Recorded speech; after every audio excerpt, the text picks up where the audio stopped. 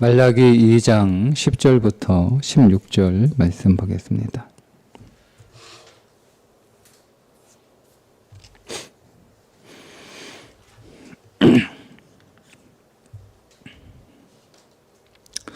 이는 우리는 한 아버지를 가지지 아니하였느냐? 한 하나님께서 지으신 바가 아니냐? 어찌하여 우리 각 사람이 자기 형제에게 거짓을 행하여 우리 조상들의 언약을 욕되게 하느냐? 유다는 거짓을 행하였고 이스라엘과 예루살렘 중에서는 가증한 일을 행하였으며 유다는 여호와께서 사랑하시는 그 성결을 욕되게 하여 이방 신의 딸과 결혼하였으니 이 일을 행하는 사람에게 속한 자는 깨는 자나 응답하는 자는 물론이요 만군의 여호와께 제사를 드리는 자도 여호와께서 야곱의 장막 가운데에서 끊어버리시리라. 너희가 이런 일을 행하나니 곧 눈물과 울음과 탄식으로 여호와의 제단을 가리게 하는도다. 그러므로 여호와께서 다시는 너희 봉헌물을 돌아보지도 아니하시며 그것을 너희 손에서 기꺼이 받지도 아니하시거늘 너희는 이르기를 어찌 됨이니까 하는도다. 이는 너와 네가 어려서 맞이한 아내 사이에 여호와께서 증인이 되시기 때문이라. 그는 네 짝이요 너와 서약한 아내로되 네가 그에게 거짓을 행하였도다. 그에게는 영이 충만하였으나 오직 하나를 만들지 아니하셨느냐? 어찌하여 하나만 만드셨느냐? 이는 경건한 자손을 얻고자 하심이라. 그러므로 네 심령을 삼가주켜 어려서 맞이한 아내에게 거짓을 행하지 말지니라. 이스라엘의 하나님 여호와가 이르노니 나는 이혼하는 것과 옷으로 학대를 가리는 자를 미워하노라. 만군의 여호와의 말이니라. 그러므로 너희 심령을 삼가지켜 거짓을 행하지 말지니라. 아멘. 본문부터 당시 이스라엘 백성들의 죄에 관해서 하나님께서 지적하시는 내용들이 나오는데 그 첫 번째 죄악으로 지적되는 것이 그들의 결혼 생활이었습니다. 하나님께서 결혼 생활을 왜 중요하시는지 그리고 결혼 생활이 오늘 우리의 신앙에서 얼마나 중요한지 오늘 우리가 말씀을 통해서 다시 한번 확인하게 되는데 이스라엘 백성들의 결혼 생활의 문제는 두 가지이면서 동시에 또 한 가지입니다. 그게 뭐냐면 이방 여인과 결혼하는 거였습니다. 그런데 오늘 성경은 이방의 딸이라고 말하지 않고 이방 신의 딸이라고 말씀하고 있죠. 네, 11절에 보면 유다는 거짓을 행하였고 이스라엘과 예루살렘 중에서는 가증한 일을 행하였으며 유다는 여호와께서 사랑하시는 그 성결을 욕되게 하여 이방 신의 딸과 결혼하였으니. 그러니까 하나님께서는 이방 여인과의 결혼을 원천적으로 금지하시는 것이 아니죠. 그렇게 하셨다면 예수님의 족보 안에 이방 여인들이 들어올 수가 없었을 것 아닙니까?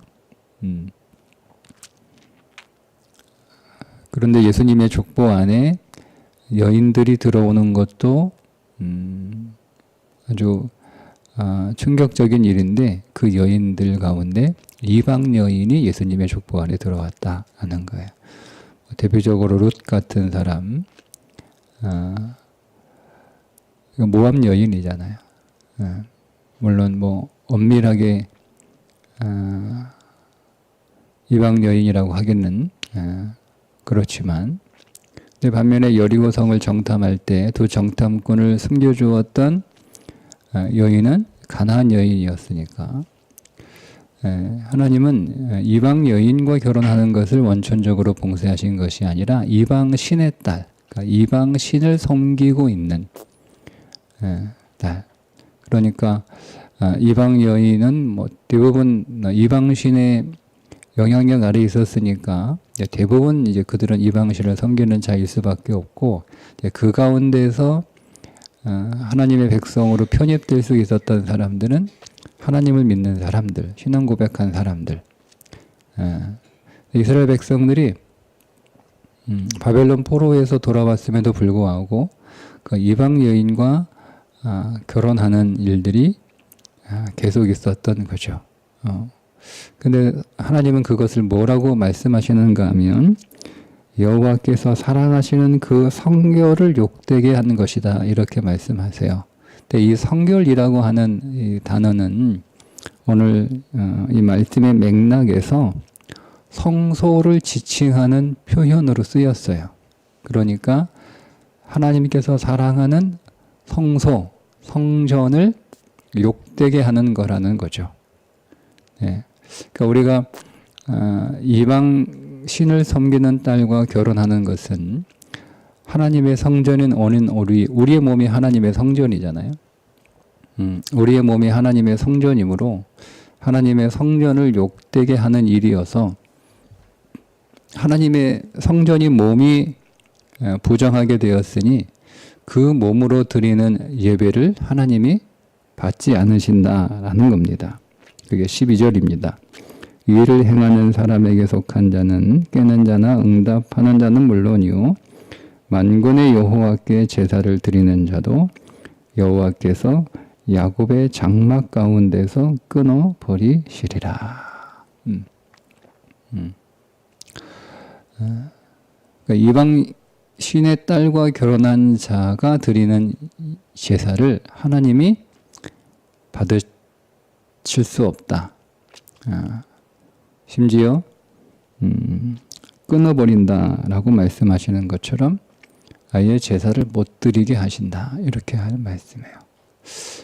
그 이유는 하나님이 거룩한 성전이라고 부르시는 그 몸이 부정하게 되었기 때문이다. 라는 겁니다. 두 번째는 그와 연관지어서 그들이 어려서 맞이한 아내, 그들이 이방 신의 딸과 결혼한 것의 문제는 이방 신의 딸과 결혼한 것도 문제지만 그들이 기존에 아내가 있었는데 그 이방 신의 딸과 결혼하기 위해서 그 아내와 강제로 이혼하고 난 뒤에 그 이방 신의 딸과 결혼한 거거든요. 그게 문제인 거예요. 모세의 율법에 이혼을 또 원천적으로 금지하고 있지는 않아요. 아내가 부정한 일을 행하였으면 증서를 써주고 이혼해줘라 이렇게 말씀을 하셨으니까. 근데 이들의 이 이혼의 문제는 뭐냐면 이방신의 딸과 결혼하기 위해서 자기의 아내를 버린 거예요. 그게 문제가 되는 거죠. 두 가지 문제이면서 동시에 그 본질은 하나예요. 이방신의 딸과 결혼하기 위해서 벌어지는 일들입니다. 자, 그런데 하나님께서 왜 그의 어려서 맞이한 아내를 버리는 것, 이혼하는 것을 왜 하나님께서 문제를 삼으시는가? 자, 14절에 이렇게 말씀하고 있어요. 너희는 이르기를 어찌 됨이냐? 왜냐하면 하나님께서 그들의 제사도 받지 않아요. 하나님이 그들이 아무리 제사를 드려도 그 제사를 하나님께서 받지 않으시니 왜 하나님 우리 제사 받지 않아요? 왜 하나님 우리 예배 받지 않아요? 왜 하나님 오늘 우리 기도 응답해 주시지 않아요? 왜 하나님 오늘 우리에게 복 주시지 않아요? 이제 이렇게 물어보는 거죠. 그러니까 하나님이 대답하시는 거예요. 자, 이는 너와 네가 어려서 맞이한 아내 사이에 여호와께서 증인이 되시기 때문이다라는 거죠. 그러니까 결혼의 증인은 누가? 하나님이 하시는 거예요. 그러니까 그 말은 쉽게 얘기하시면 결혼의 주례는 하나님이 하신다라는 뜻이에요. 그러니까 우리는 사람 앞에서 결혼식을 하잖아요. 사람이 결혼해서 주례하고 그 사람이 또 서약하게 하고 그 사람의 말에 예라고 또 서약을 하고 또 그 사람이 혼인을 공포하잖아요. 그런데 근데 그 주례에 사람이 서 있는 게 아니고 하나님이 서 계시다라는 뜻이에요. 하나님이 서 계셔서 하나님이 주례하시고 하나님이 질문하시고 그 하나님이 끝까지 사랑하겠는가 이렇게 질문하실 때 남자와 여자가 예라고 대답을 하므로 그 대답에 대한 증인이 하나님이신 거죠. 그 하나님이 증인 되셔서 그 하나님이 성혼을 선포하신 거예요. 둘이 하나가 되었으니 이제는 나눌 자가 없다. 이렇게 하나님께서 하나됨을 선포하셨어요. 그러니까 하나님 앞에서 결혼식을 했는데 그 어려서 맞이한 아내를 버린 거예요. 그들이 버려지니까 13절에 너희가 이런 일도 행하나니 곧 눈물과 울음과 탄식으로 여호와의 제단을 가리게 하는도다 라는 거죠. 그러니까 여러분 우리 결혼해서 상대 배우자가 자기를 사랑하지 않음으로 인하여 내가 하나님 앞에서 눈물과 울음과 탄식을 하게 되면 즉 내 상대 배우자를 하나님 앞에서 눈물과 울음과 탄식하게 만들면 하나님이 싫어하신다는 거예요. 그래서 하나님이 그 사람의 예배를, 그 사람의 제물을, 그 사람의 기도를 받지 않으십니다. 그래서 하나님께서 그들에게서 멀어진 건데 그들이 왜 그러냐라고 물어보는 거죠. 그러니까 다시 말씀하세요. 그는 내 짝이요 너와 서약한 아내다. 너와 서약한 아내다. 라는 거예요. 자, 하나님께서 언약을 깨트리신 이유가 있어요. 하나님은 언약을 깨트리지 않으시거든요. 근데 하나님은 언약을 깨트리신 이유가 있는데 이스라엘 백성들이 먼저 하나님과 맺은 언약을 깨트렸어요.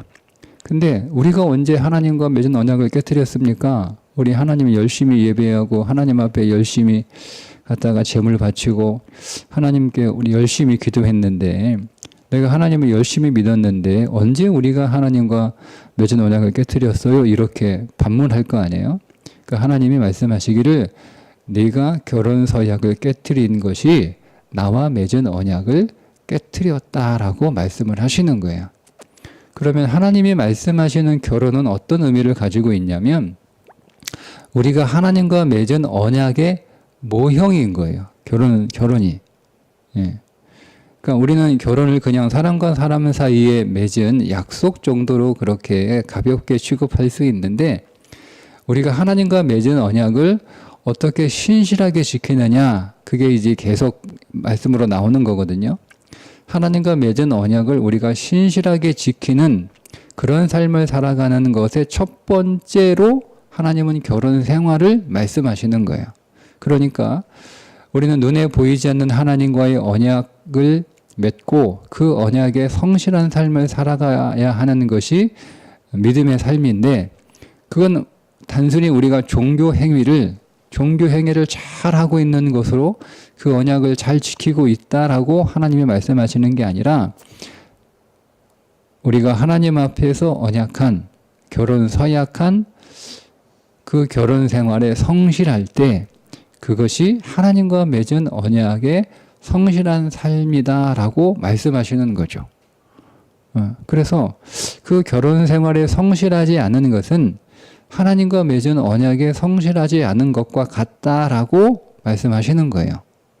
그러니까 여러분 우리가 생각하는 결혼 생활과 완전히 다르죠? 그러니까 우리는 세상에서 결혼에 대하여 배울 것이 아니라 말씀에서 결혼에 대해서 배워야 돼요. 세상이 뭐 어떻게 결혼하든 세상이 뭐 어떻게 결혼 생활하든 세상이 상대 배우자를 어떻게 대하든 그것이 오늘 우리의 기준이 되는 게 아니라 우리는 하나님이 결혼에 관하여 어떤 생각을 갖고 계시는가 하나님은 결혼에 관하여 어떻게 말씀하고 계시는가를 보는 것이 우리에게는 더 중요한 거잖아요. 근데 하나님은 우리의 결혼을 눈에 보이는 하나님과의 언약으로 여기신다는 거예요. 예. 그러니까 내가 결혼을 서약하는 것은 마치 하나님과 언약을 맺는 것과 같고, 내가 결혼 생활에 성실한 것은 하나님과 맺은 언약에 성실한 것과 같다. 이렇게 말씀하고 계시는 거죠. 그러면 여러분, 우리가 결혼 생활에 대한 태도가 달라지는 거예요. 믿음 생활을 잘하는 것은 종교 생활을 잘하는 게 아니에요. 네. 제가 누누이 말씀드리죠. 종교인 되지 말자고. 종교 생활 하지 말자고. 믿음 생활 하자고. 네. 믿음 생활 하자고. 네. 믿음 생활 잘하는 것은 오늘 말씀에 의하면 결혼 생활을 잘하는 거예요. 믿음 생활 잘하는 사람이, 하나님을 잘 믿는 사람이 결혼 생활도 잘하는 거예요. 하나님께 신실한 사람이 배우자에게 신실한 거예요. 하나님의 뜻을 구하는 사람이 결혼 생활에서 배우자의 뜻을 구하는 거예요. 내가 결혼 생활에서는 배우자가 어떤 마음, 어떤 뜻, 어떤 소원이 있는지는 관심 없고 그냥 내 뜻대로, 내 마음대로, 내가 원하는 대로 그냥 그렇게 하는 거예요. 그러면서 우리가 하나님의 뜻을 구한다? 그건 위선이죠. 우리의 신앙에 앞뒤가 안 맞는 거예요. 신앙의 겉과 속이 다르면 그건 위선인 거예요. 거짓 신앙이에요. 거짓. 아무리 여러분 종교의 열광은 갈멜산에서 엘리야와 함께 싸웠던 이방 제사장들도 열정적이지 않았나요? 우리가 여러분 그 열정을 따라갈 수 있습니까? 그들이 믿는 신에게 하늘에서 불이 내려 이 제물을 다 태워달라고 하는 그 정성스러운 기도, 그것으로도 안 되니까 자기들의 몸을 해할 정도로 열정적으로 그들의 신을 믿잖아요. 근데 그게 종교란 말이에요. 응답하지 않잖아요. 우리의 신앙은 그런 종교적 열정을 우리가 신앙으로 착각하면 안 돼요. 신앙은 제단 앞에서 시작되고 끝나는 게 아니고, 신앙은 제단에서 시작되어 삶으로 돌아가 그 삶에서 그 신앙이 이어지고 다시 제단으로 돌아가 끝나는 거예요. 근데 그 중간 과정이 없어. 예를 들면 오늘 말씀에 의하면 결혼 생활이 믿음의 생활과 달라요. 나는 하나님의 뜻을 구하듯 아내의 뜻을, 남편의 뜻을 찾아야 되는 거예요. 아내가 뭐 원하지? 아내가 무엇을 바라지? 아내가 무엇을 요구하지? 남편이 무엇을 원하고 무엇을 바라고 무엇을 요구하는지, 여러분 그거 찾아야 되는 거예요. 근데 그런 거는 전혀 관심 없고 나는 하나님의 뜻을 항상 구하고 그 앞에서 여러분 눈물을 흘리며 주의 뜻 알기 원합니다. 아무리 여러분 기도해 하나님 뭐라고 말씀하시는 거예요? 거짓을 행한다라고 말씀하시는 거예요. 거짓. 너 거짓말하고 있는 거야. 거짓말. 내 뜻 알고 싶다고 하지만 너 그거 거짓말이야. 내 뜻을 알고 싶으면 가서 아내의 뜻을 물어봐. 남편의 뜻을 물어봐. 남편이 뭐 원하는지 물어봐. 아내가 뭐 원하는지 물어봐. 그거는 일초의 관심도 없고 다 내 생각대로, 내 주장대로, 내 마음대로, 내가 원하는 대로 다 내가 옳고 다 내가 맞고 내 뜻대로 한다는 내 뜻대로 하는 결혼 생활을 하면서 그게 약속을 깨는 거잖아요. 결혼 서약을 깨는 거예요. 여러분 그냥 아내 남편 버리고 다른 남자 여자 만나는 게 서약을 깨는 게 아니고, 그것만 서약을 깨는 게 아니고 부부간에 서로를 존중하고 서로를 인정하고 그리고 서로가 그 뜻을 맞춰가는 내 뜻을 버리고 그게 여러분 그게 결혼 생활에 성실하는 거예요. 그렇지 않으면 그건 역시 간음하는 거 똑같은 거예요. 예. 그러니까 우리는 너무 나는 뭐 내가 무슨 바람을 피웠냐, 내가 뭐 딴 사람을 만났냐.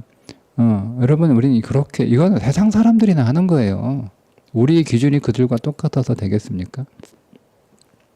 그러니까 하나님이 결혼 생활을 그렇게 보신다는 거예요. 자, 일단은 하나님께서 1차적으로 결혼 생활에 대해서 성실하지 않으면, 즉 결혼 생활이 믿음 생활과 연결되지 않으면 하나님이 그가 아무리 하나님 앞에 정성스러운 예배를 드려도 그 예배를 받지 않으신다라는 것이 첫 번째 하나님의 진노이고, 더 심각한 게 있어요. 더 심각한 게. 그게 뭐냐면 15절입니다. 15절이 좀 어려운 구절인데, 하여튼 본문이 말라기에서 제일 어려운 구절이에요. 예. 자, 그에게는 영이 충만하였으나 오직 하나를 만들지 아니하셨느냐? 어찌하여 하나만 만드셨느냐? 이는 경건한 자손을 얻고자 하심이라. 자, 하나님께서 왜 수많은 민족들 가운데 하필이면 한 민족, 한 히브리 민족만 택하셔서 그들만 하나님의 백성으로 삼으셨을까 하는 거예요. 여러분 그렇지 않습니까? 하나님이 히브리 민족만 하나님의 백성 삼으실 이유가 뭐가 있어요? 애굽도 하나님의 백성으로 삼으시면 되지 않나요? 히브리 민족이 다른 민족들에 비해서 뭔가 하나 잘난 것이 있어서 그들을 하나님의 백성으로 삼으신 게 아니잖아요. 오히려 히브리 백성이 제일 못났어요. 제일 못났어요. 아브라함과 욥이 동시대 사람입니다. 근데 하나님은 믿음의 조상으로 누구를 선택하신 거예요? 아브라함을 선택하신 거예요. 하나님이 왜 아브라함만 선택하십니까? 욥도 선택하시면 되지 않나요? 예. 물론 욥이 믿음의 사람이긴 하지만 믿음의 조상으로는 믿음의 모범과 모델로 아브라함만을 선택하신 거잖아요. 그런 것처럼 가장 못난 히브리 민족을 하나님이 선택하실 이유가 없어요. 애굽을 하나님의 백성으로 선택하셔도 되잖아요. 아니 애굽도 선택하시면 되잖아요. 가나안 사람들도 하나님이 선택하시면 되잖아요. 하나님의 백성으로. 근데 왜 하나님은 히브리 민족만 하나님의 백성으로 선택하셨느냐 이거예요. 그 이유는 오늘 경건한 자손을 얻고자 하심이라. 왜 하나님은 제일 못난 히브리 백성들을 선택하셔서 그 히브리 백성들과 하나가 되셨느냐. 하나가 됐잖아요. 하나. 그러니까 쉽게 얘기하면 내가 왜 다른 잘난 민족들이 많은데 그 잘난 민족들을 놔두고 왜 제일 못난 히브리 민족과 결혼했느냐, 그 이유가 뭔지 아느냐라고 이렇게 물어보시는 거예요. 자, 그 대답이 경건한 자손을 얻고자 함이라 이렇게 말씀하신 거예요. 이어서 이 경건한 자손이라고 하는 히브리어가 제라 엘로힘입니다. 제라는 씨라는 뜻이에요. 씨. 하나님이 아브라함에게 너에게 한 씨가 나와서 그때 그 씨가 제라예요. 예, 야곱에게도 이삭에게도 한 씨가 내게서 한 씨가 나와 너에게 한 씨를 주시겠다. 그게 제라예요. 제라. 근데 이 씨가 무엇이냐고 바울이 설명해 주죠. 그 씨가 그리스도예요. 그러니까 하나님께서 오늘 제일 못난 히브리 민족과 결혼하신 이유는, 여러분 하나님은 예굽과도 결혼하실 수 있고요. 가나안과도 결혼하실 수 있어요. 하나님이 그렇게 하시겠다는데 누가 뭐 거기에 대해서 이의를 제기합니까? 하나님은 항상 옳으신데. 근데 하나님은 애굽도 사랑하시고 가나안도 사랑하시고 이스라엘도 히브리도 사랑하시면 좋으셨건만, 그럼 얼마나 좋아요. 하나님이 모든 민족들을 하나님이 다 사랑하셔서 그 모든 민족들을 다 하나님의 백성 삼으시고 그 모든 민족들이 다 하나님 믿게 하시면 되는 거잖아요. 그러면 굳이 여러분은 우리가 그렇게 수고할 이유가 없지 않나요? 근데 하나님은 유독 히브리 민족만 사랑하시고 히브리 민족만 택하셔서 히브리 민족과만 결혼하셨다는 거예요. 그 이유가 뭔지 아냐? 물어보면 그 이유는 경건한 자손을 얻고자 하심이라 하는 거죠. 예수 그리스도를 얻기 위하여 하나님은 한 민족만을 택하시고 사랑하셨다는 거예요. 그게 아브라함이에요. 그게 히브리 백성들이에요. 그를 통해서 경건한 자손, 경건한 씨, 여호와의 씨, 하나님의 씨, 예수 그리스도가 오시는 거죠. 하나님이 아브라함에게 약속한 씨가 예수 그리스도, 이삭에게 약속한 씨가 이삭의 아들이 아니에요. 예수 그리스도예요. 야곱에게 약속한 씨도 야곱의 12 아들이 아니에요. 예수 그리스도예요. 그 예수 그리스도가 오시잖아요. 그 가문, 그 후손에서. 자, 여러분 그러면 이 말씀을 우리에게 적용하면 우리가 결혼 생활에 성실하고 그 결혼 생활이 믿음 생활이어야 되는 이유는 결혼 생활을 믿음 생활로 해야 그 가정에 예수 그리스도가 오시는 거예요. 그리고 그 남편에게, 그 아내에게 예수 그리스도가 나오는 거예요. 내가 평생 예수 그리스도 믿어서 내가 평생 교회 생활해도 여러분 결혼 생활에 성실하지 않으면 그 심령의 예수 그리스도가 계시지만 예수 그리스도를 낳을 수 없어요. 자, 보세요. 신앙생활은 예수 그리스도가 내 안에 오시는 것과 내가 예수 그리스도를 낳는 것은 다른 거예요. 그러니까 우리의 신앙생활은 예수 그리스도가 내 안에 오시는 것을 시작으로 해서 내가 그 예수 그리스도가 내 안에서 확장되고 장성하고 충만해져서 내가 예수 그리스도를 낳아야 되는 거예요. 그러니까 내가 예수 그리스도를 낳을 때 그 첫 번째 출산은 그게 나 자신이죠. 나 자신이죠. 내가 나를 예수 그리스도로 낳는 해산의 고통이 있어야 되는 거예요. 그죠? 네. 두 번째, 부모된 우리가 내 자녀를 예수 그리스도로 낳는 해산의 고통이 있어야 되는 거예요. 세 번째, 오늘 우리가 우리 교회에서 함께 신앙생활하는 성도들을 제자 삼아 그 제자를 예수 그리스도로 낳는 해산의 수고가 있어야 되는 거예요. 그러니까 이런 계속 수고가 있는 거예요. 계속 수고가. 그래서 여러분 자녀를 많이 갖는 것이 성경에서 하나님이 주시는 복이라고 말씀을 하셨어요. 그건 우리가 육신으로 내가 결혼해서 내 아들, 딸이 뭐 10, 20 뭐 이렇게 많은 다자녀를 말씀하시는 게 아니라 영적으로 우리가 예수 그리스도가 내 안에 오셔서 그분이 나를 낳았잖아요. 그죠? 그분이 우리가 그리스도 안에서 새로 태어났잖아요. 그죠? 그래서 그분이 내 안에 오셨어요. 그 다음부터 내가 다시 내가 그리스도를 닮은 장성한 분량의 사람으로 내가 나 자신을 해산하고 내가 결혼해서 오늘 우리의 자녀 혹은 우리의 자녀들, 우리의 가족을 해산하고 거기서 오늘 우리의 교우들을 해산하고 더 나아가서 세상에 있는 자들을 그리스도 안에서 다시 해산하는, 그래서 내 영적인 자녀들이 많아지는 것, 그게 복인 거예요. 복인 거예요. 네. 근데 그 시작을 하나님이 뭐라고 말씀을 하시는가 하면 결혼 생활에서 시작한다는 거예요. 실제적으로 결혼 생활. 내가 결혼 생활에 성실할 때 내가 아내와 남편을 서로가 존중하고 서로가 성실하고 서로가 뜻을 찾고 그 뜻대로 해주고 그리스도 안에서 그래서 사랑 해달라고 그러면 사랑해주고, 표현해달라면 표현해주고, 덮어달라면 덮어주고, 존중해달라면 존중해주고, 기다려달라면 기다려주고, 이거 하는 거예요. 결혼생활. 그 결혼 생활 어떻게 하는 거냐? 결혼 생활의 사랑이 뭐냐? 사랑이 뭐냐? 그게 고린도서 13장이에요. 이렇게 사랑하라는 거예요. 이렇게 아내를 이렇게 사랑하는 거예요. 남편을 이렇게 사랑하라는 거예요. 예, 사랑하는 거예요. 예.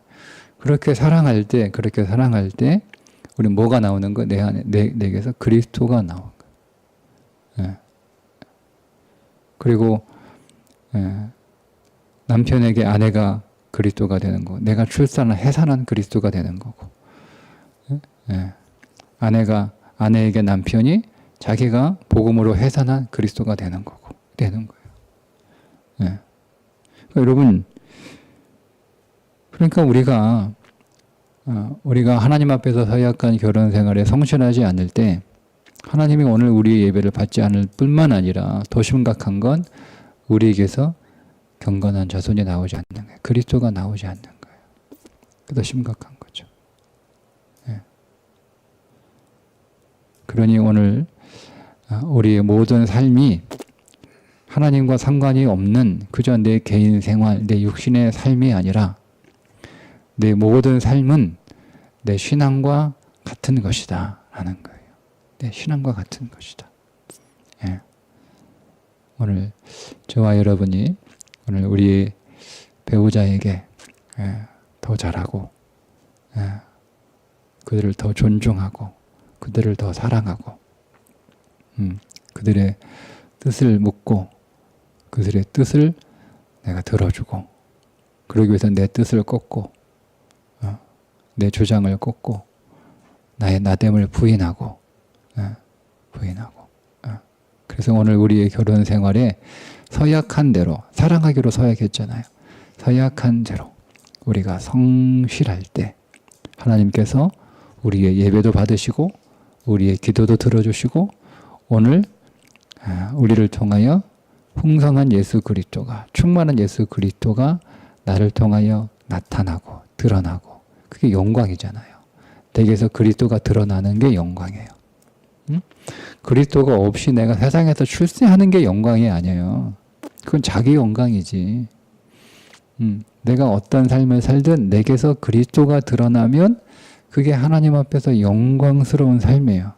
그러니 배우자에게 당신을 보면 내가 예수님을 만나는 것 같다. 예수님처럼 나를 위로하고 이해하고 나를 사랑해 주시고 나를 덮어주시고 나를 기다려 주시고